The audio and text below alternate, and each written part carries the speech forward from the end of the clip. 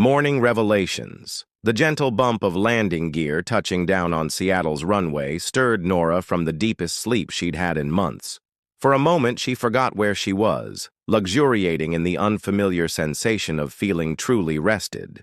Then awareness crept in like cold water. The airplane cabin, the stranger's shoulder beneath her cheek, the horrifying realization that she'd been using this poor man as a pillow for the entire 3-hour flight. She jerked upright so quickly that her neck cracked, her face burning with embarrassment. "Oh my God, I am so sorry," she stammered, frantically smoothing down her hair and checking for drool on his shirt. "I can't believe I fell asleep on you. I never do things like that. I mean, I don't usually sleep on flights at all, and definitely not on strangers and—" "Hey," Marcus said softly, his voice carrying a warmth that stopped her panicked rambling. "It's really okay. You looked like you needed the sleep more than I needed my shoulder." He rolled his shoulders experimentally, as if checking for damage, then smiled. "Besides, you're not nearly as heavy as my tactical gear." The comment hung in the air for a moment before he seemed to realize what he'd revealed. Nora's tired brain processed the words. Tactical gear wasn't something most people referenced casually. She glanced at his hands, noting calluses that didn't come from office work, the way he moved with controlled precision even in the cramped airplane seat. "Military?" she asked, then immediately felt foolish for prying. "Sorry, I shouldn't assume. It's just something my dad used to say about carrying heavy equipment. He was Army." Marcus nodded slowly. "Something like that. And your dad had good instincts." He gestured toward her scrubs. "Pediatric ward? How did you—" Nora looked down at her name badge, which clearly displayed the children's hospital logo. "Right. Yes, pediatric intensive care. It's been a long few weeks. We had an outbreak of RSV that kept us all pulling double shifts." The plane was emptying around them, passengers eager to collect luggage and begin their Seattle adventures. But something about their conversation felt too natural to cut short, like a book you couldn't put down, even though you were exhausted. "That sounds challenging," Marcus said, making no move to gather his things. "Kids are resilient, but watching them struggle must be tough." "It is, but they're also incredible. Yesterday I had a 4-year-old with a broken leg who spent the entire morning teaching origami to the other kids in the ward. She'd learned it from YouTube videos on her tablet." Nora found herself smiling at the memory. "Kids have this way of finding joy even in the worst circumstances. It keeps me going on the hard days." Marcus studied her face as she spoke, noting the way her entire demeanor changed when she talked about her work. The exhaustion was still there, but it was overlaid with genuine passion and caring. "Sounds like they're lucky to have you. Some days I wonder if I'm making any real difference. The pay is terrible, the hours are brutal, and there's always more need than resources." She paused, surprised by her own honesty. She rarely opened up to strangers about her doubts and frustrations. But then a kid hugs you before discharge, or a parent thanks you for explaining something in a way they could understand, and you remember why you started. The flight attendant's voice crackled over the intercom, announcing that passengers could now deplane. The spell of their private conversation was broken as the real world intruded. Nora suddenly remembered why she was on this flight.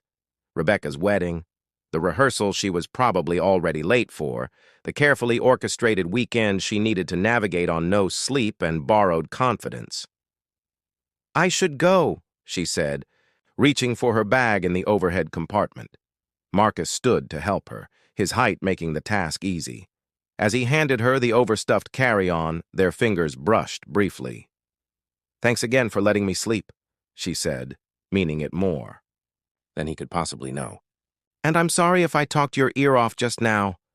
I don't usually share my life story with strangers." "You didn't talk my ear off," Marcus assured her, shouldering his own bag, a sleek black duffel that looked both expensive and practical. "And we're not exactly strangers anymore. I'm Marcus, by the way. Marcus Rivera. Nora Winters." She shook his offered hand, noting the firm grip and the small scar across his knuckles. "And thank you, Marcus Rivera, for everything." They walked together up the jetway, joining the stream of passengers flowing into Seattle-Tacoma International Airport. The terminal was surprisingly busy for early morning, with coffee shops opening and early commuters beginning their Friday routines. "Can I buy you breakfast?" Marcus asked as they approached the main terminal. "There's a decent cafe near baggage claim, and you mentioned this was for a wedding. Bride's nerves are probably easier to handle on a full stomach." Nora hesitated. She should go directly to her hotel, shower, change into something presentable, and call Rebecca to let her know she'd arrived safely. But the offer of real food, not vending machine coffee and stale granola bars, was tempting. More tempting still was the prospect of extending whatever this unexpected connection was. "Just coffee," she said finally.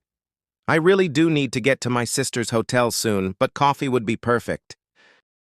Unexpected rest. The fluorescent lights of Denver International Airport buzzed overhead as Nora Winters clutched her boarding pass with trembling fingers. Gate B27, Flight 847 to Seattle. She glanced at her phone, 11:47 p.m. The red-eye would get her there just in time for her sister's wedding rehearsal, assuming she could stay awake long enough to function as maid of honor. Her scrubs still smelled faintly of the pediatric ward where she'd just finished a grueling 12-hour shift.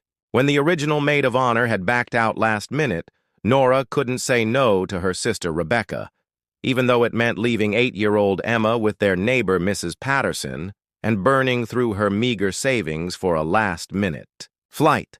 "Now boarding all passengers for Flight 847 to Seattle," the gate agent announced through crackling speakers. Nora joined the weary line of late-night travelers, business people with loosened ties, young backpackers heading to the Pacific Northwest, families with cranky toddlers who should have been asleep hours ago. She checked her phone again. 3 missed calls from the hospital about shift coverage next week, 2 texts from Emma asking if she'd remembered to pack her favorite stuffed elephant for the trip, and 1 from Rebecca with wedding emergency updates. The narrow airplane aisle felt like a tunnel as she searched for seat 12B. Her carry-on bag, stuffed with a borrowed bridesmaid dress and wedding shoes she'd bought on clearance, bumped against other passengers as she made her way toward the back of the plane. Seat 12A was occupied by a man in his early 30s with dark hair and kind eyes, reading what looked like a technical manual. He glanced up as she approached and offered a polite nod, shifting slightly to give her room to settle in. Something about his posture suggested military training, straight-backed but relaxed, alert without seeming tense. "Excuse me," Nora mumbled, squeezing past him to claim the middle seat. She noticed he was wearing a simple gray Henley jeans, but there was something about the way he carried himself that suggested he was more accustomed to uniforms. The plane filled quickly with the usual pre-flight chaos, overhead bins slamming shut, flight attendants demonstrating safety procedures to passengers who weren't paying attention, the hum of conversations mixing with crying babies, and electronic device notifications. Nora tried to focus on the safety demonstration, but exhaustion weighed down her eyelids like lead blankets. She'd been awake for nearly 20 hours, surviving on hospital coffee and the adrenaline that came with caring for sick children. Her last patient had been a 6-year-old with pneumonia whose parents spoke limited English. She'd stayed past her shift to help translate and make sure the family understood the discharge instructions. As the plane taxied down the runway, she felt her head growing heavy. The gentle vibration of the aircraft and the dim cabin lighting created a cocoon of unexpected peace. She fought against the pull of sleep, knowing it would be rude to doze off on a stranger, but her body had other plans. The last thing she remembered was the plane lifting off into the dark Colorado sky, city lights twinkling below like scattered stars. Then consciousness slipped away, and her head found a resting place on something warm and solid, the shoulder of the quiet stranger in seat 12A. Marcus Rivera felt the gentle weight against his shoulder and glanced down at his sleeping seatmate. She looked exhausted, with dark circles under her eyes and the pale complexion of someone who spent too much time under artificial lighting. Her hospital ID badge was still clipped to her scrubs pocket, and he could make out Nora Winters, RN, in the dim cabin light. Without moving enough to wake her, he carefully closed his manual on advanced surveillance techniques and settled in, for the long flight, making sure she could sleep peacefully. Crossing paths. Again. 3 weeks later, Nora had almost convinced herself that the encounter with Marcus Rivera had been too perfect to be real. Maybe exhaustion had made her imagine the easy conversation and genuine kindness. Real life had a way of intruding on fairy tale moments, and her real life was particularly demanding. The Children's Summer Festival in Meridian Hill Park was supposed to be a fun Saturday afternoon outing for her and 8-year-old Emma. They'd packed a picnic lunch, brought Emma's new kite, and planned to enjoy the face painting, balloon animals, and outdoor concerts that drew hundreds of families every year. What Nora hadn't planned for was losing her daughter in a crowd of overexcited children and overwhelmed parents. "Emma!" she called for the 15th time, her voice growing hoarse with panic. "Emma Winters!"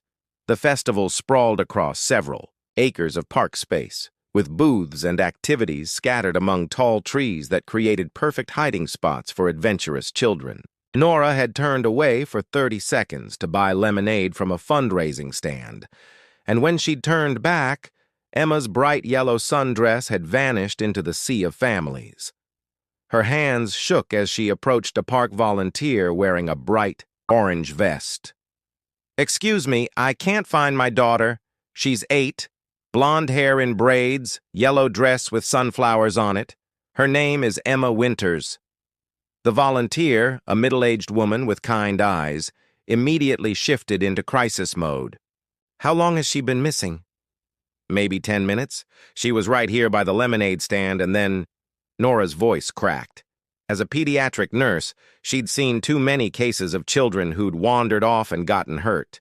Her professional knowledge was currently her worst enemy, supplying her imagination with every possible catastrophe. "Let's get security involved and make an announcement," the volunteer said, pulling out a radio.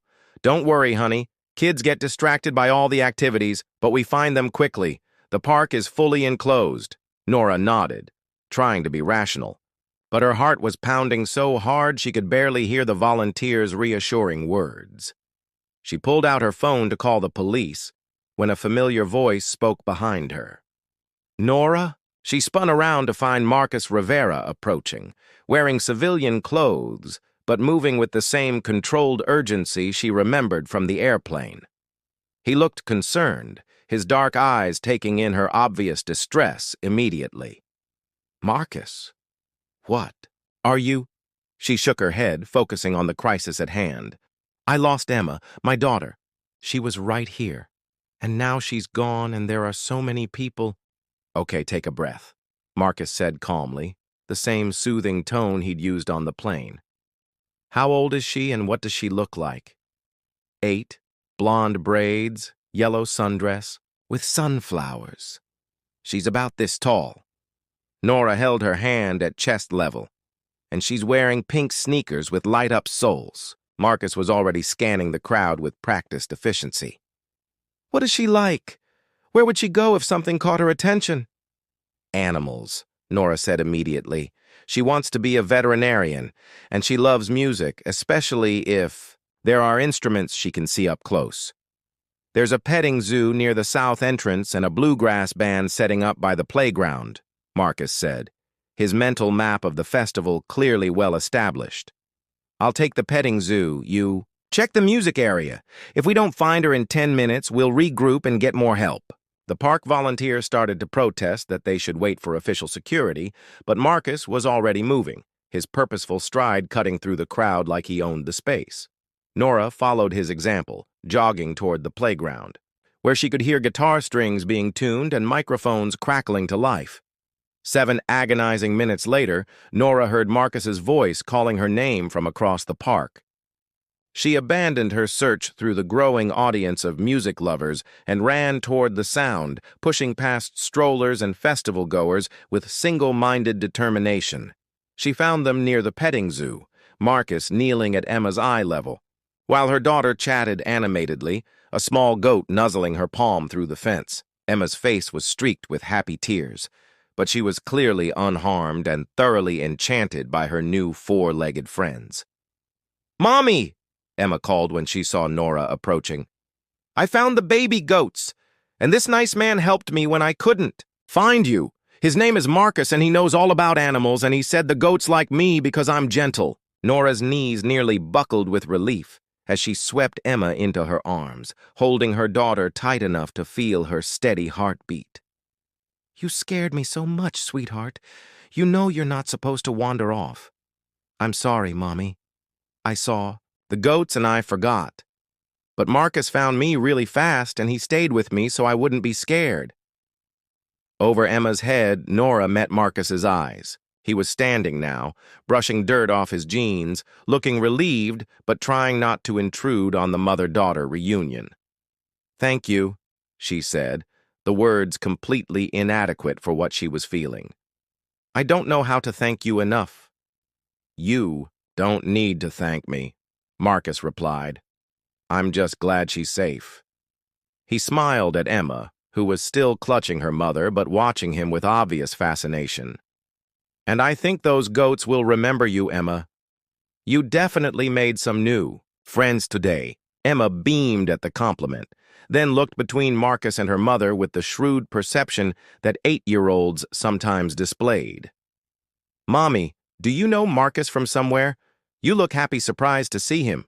Nora felt heat rise in her cheeks. "We met on an airplane a few weeks ago. What are the odds?" "In a city of 700,000 people." "Pretty slim," Marcus agreed, his smile suggesting he was as surprised by the coincidence as she was. "But good things happen when you least expect them." Building Trust, the coffee shop on Capitol Hill, had become their unofficial meeting place over the past 2 months. What had started as a grateful thank you lunch after the festival incident had evolved into regular Saturday morning conversations that both Nora and Emma looked forward to with increasing anticipation. "Marcus, watch this," Emma announced, balancing her spoon on the rim of her hot chocolate cup with the intense concentration of a surgeon. She'd grown completely comfortable around him, treating him like a favorite uncle who appeared reliably every weekend with interesting stories and infinite patience for 8-year-old questions. "That's impressive engineering," Marcus said seriously, examining her spoon bridge construction. "Have you considered a career in architecture?" "I'm still going to be a veterinarian," Emma replied with the certainty only children possessed. "But maybe I could design animal hospitals too." "Do you think animals care if their hospitals are pretty?" Nora watched their interaction over her coffee cup, marveling at how naturally Marcus connected with her daughter. He never talked down to Emma or dismissed her questions as childish. Instead, he engaged with her ideas as if she were a fellow adult, which made Emma glow with importance and encouraged her to share even more elaborate thoughts. "I think animals probably care more about feeling safe and comfortable than pretty decorations," Marcus answered thoughtfully. "But a well-designed space can help them feel calmer. What do you think would make animals feel safe?"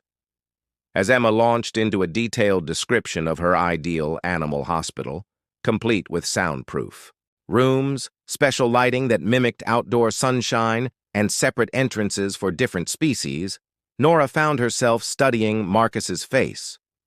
Over these past weeks, she'd learned that he worked for a federal agency he couldn't discuss in detail, that he'd grown up in Arizona with 3 sisters who still called him weekly to check on his eating habits, and that he had a master's degree in criminal justice from Georgetown.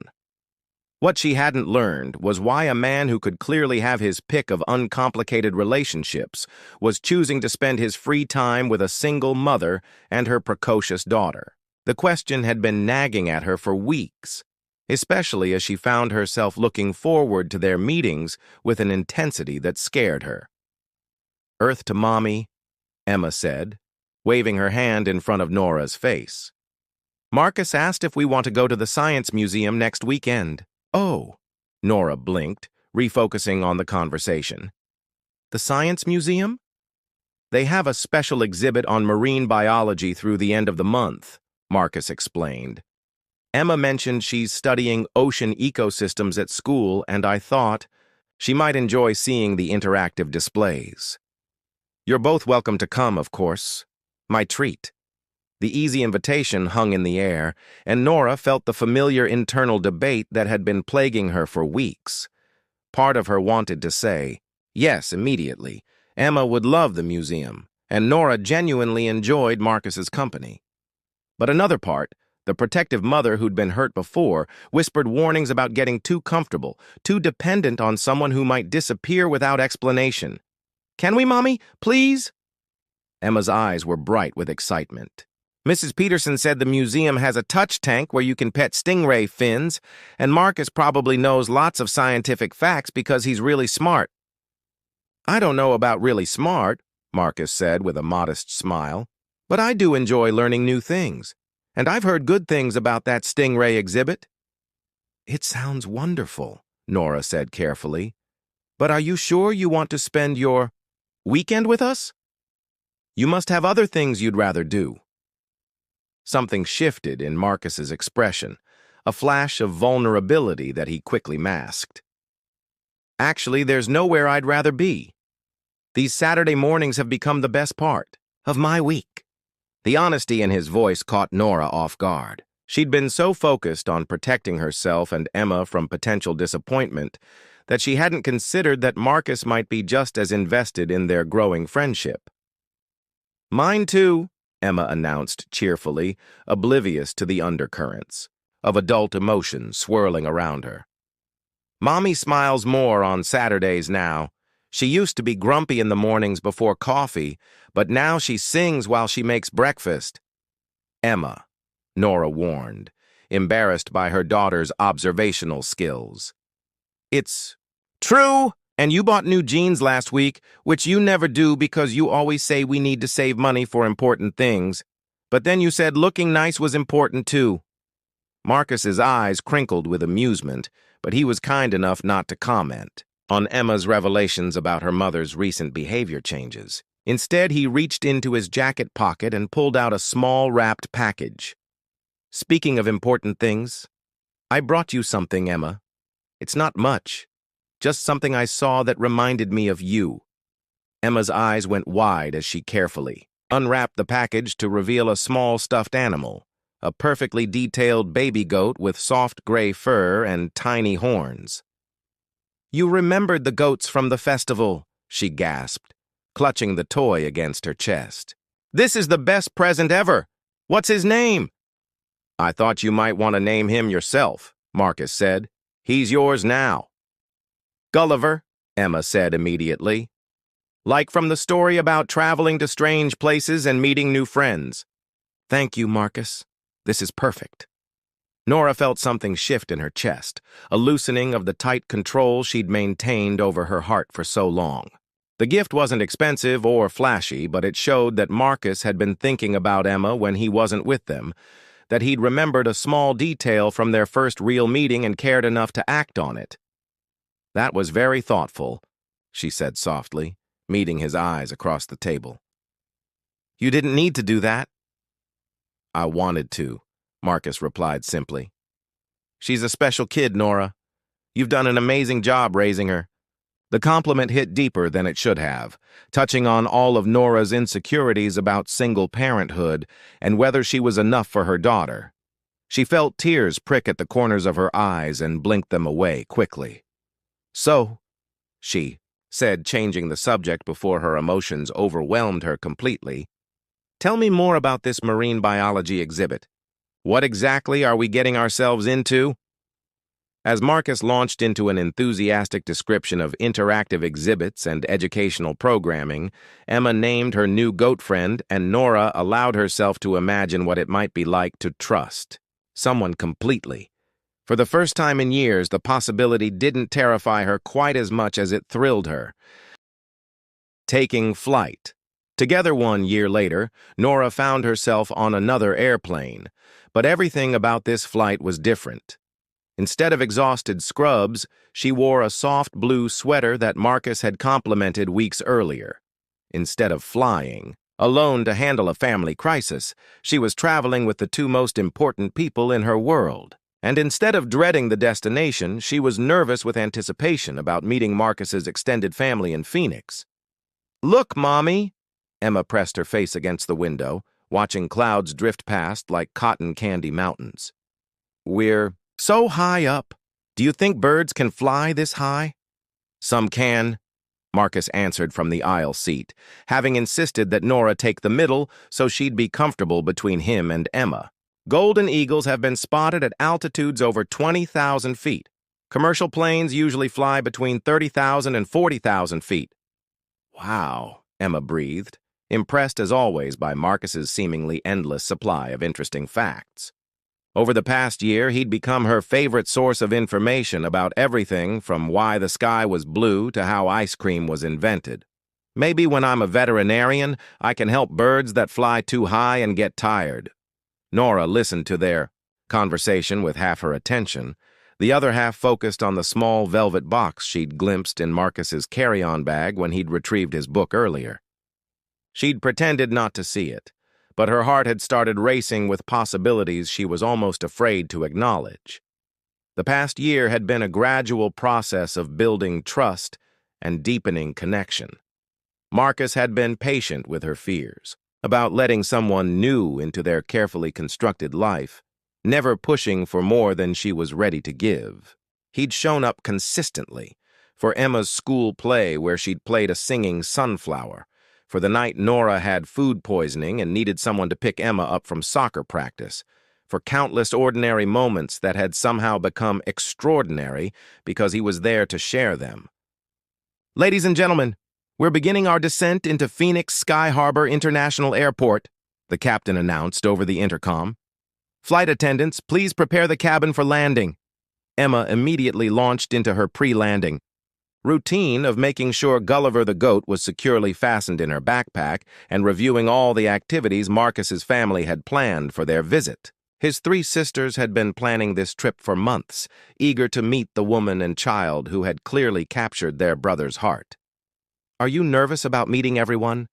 Marcus asked Nora quietly, while Emma was distracted with organizing her carry-on items. "Terrified," Nora admitted. "What if they don't like me? What if they think I'm not good enough for you? What if Emma gets overwhelmed by all the attention?" Marcus reached over and took her hand, his thumb tracing gentle circles across her knuckles. "They're going to love you both because I love you both. And if Emma gets overwhelmed, we'll handle it together. We're a team now, remember?" The words, "I love you both," settled into Nora's chest like warm honey. They'd been saying it to each other for months now, but it still felt miraculous every time she heard it. After Emma's father had walked away when motherhood became too complicated and demanding, Nora had convinced herself that she and Emma were a complete family unit that didn't need anyone else. Marcus had shown her that love could multiply rather than divide, that the right person didn't take away from what she and Emma had together, but added new dimensions to it. The plane touched down smoothly, and soon they were walking through the Phoenix airport toward baggage claim where Marcus's family was waiting. Nora could see them before Marcus pointed them out. Three dark-haired women who clearly shared his features, bouncing with excitement and holding a welcome sign that read Marcus plus Nora plus Emma in colorful letters. "Oh boy," Marcus muttered good-naturedly. "They really went all out." Emma spotted the sign and squealed with delight. "They made a sign for us, with our names and everything." The reunion was a whirlwind of hugs, rapid-fire introductions, and immediate inclusion in family conversations that had clearly been ongoing for weeks. Marcus's sisters, Carmen, Sophia, and Isabella, embraced both Nora and Emma like long-lost relatives, peppering them with questions about the flight, compliments on Emma's carefully chosen travel outfit, and detailed updates about weekend plans. That seemed to involve every possible Arizona attraction suitable for children. "We're so happy to finally meet you both," Carmen, the oldest sister, said warmly as they waited for luggage. Marcus talks about you constantly. Emma this, Nora that. We were starting to think he'd made you up. Carmen, Marcus warned, but he was smiling. What? It's true. Last week you called just to tell us that Emma had learned to make origami cranes and that Nora had been promoted to head nurse. You were so proud, like they were your own family. They are my family, Marcus said simply, and something in his voice made Nora look at him more closely. There was a nervous energy about him that she hadn't seen before, an anticipation that seemed to go beyond normal travel excitement. 2 hours later, after settling into Marcus's childhood home and surviving the enthusiastic tour provided by his sisters, they found themselves alone on the back patio while Emma napped inside, exhausted by the travel and attention. The Arizona sunset painted the sky in brilliant oranges and purples, and the desert landscape stretched endlessly toward distant mountains. It's beautiful here, Nora said, settling into the porch swing beside Marcus. I can see why you missed it. It's home, Marcus agreed. But home isn't really about the place anymore. It's about the people you want to share it with. He turned to face her more fully, and Nora noticed that the nervous energy from the airport was still there, making his usual calm demeanor slightly jittery. Nora, there's something I want to talk to you about. Something I've been thinking about for months. Her heart rate picked up as he reached into his pocket and pulled out the small velvet box she'd glimpsed earlier. Her breath caught as he opened it to reveal a simple, elegant ring with a single diamond that caught the desert light and threw it back in rainbow sparkles. I know this might seem fast, Marcus began, his voice slightly hoarse with emotion. And I know that your life is complicated, and that Emma has to come first, always. But this past year has been the happiest of my life. You've both changed everything for me in the best possible way. Tears were already starting to blur Nora's vision, but she could see the love and sincerity written across Marcus's face. I love how you make coffee at exactly 6:30 every morning, and how you sing off-key in the shower when you think no one can hear. I love how you fight for your patients and how you've taught Emma to be brave and kind and curious about the world. I love that you fell asleep on my shoulder on an airplane and trusted me enough to let me into your lives. He took a shaky breath before continuing. I love Emma's questions and her laugh and the way she looks at the world like it's full of endless possibilities. I love that she calls me when she's excited about something at school, and I love that she trusts me to keep her safe. I want to be her stepfather, officially and forever. Nora was crying openly now, overwhelmed by the depth of emotion in his words and the perfect rightness of this moment.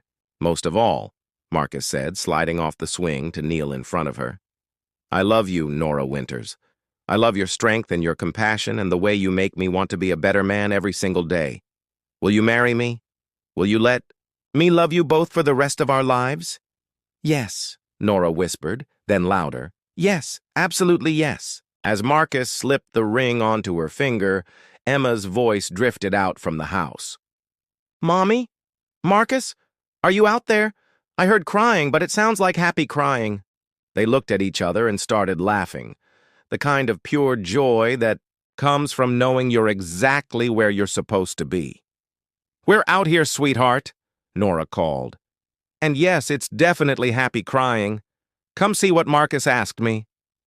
Emma appeared in the doorway, rubbing sleep from her eyes and clutching Gulliver the goat. When she saw the ring on her mother's finger and the radiant smiles on both adult faces, her own face lit up with understanding and excitement. Does this mean Marcus is going to be my dad? She asked, launching herself into their embrace.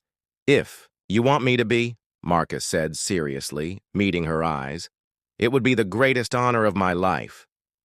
I've wanted a dad forever, Emma said matter-of-factly, and you're already the best dad I could have asked for.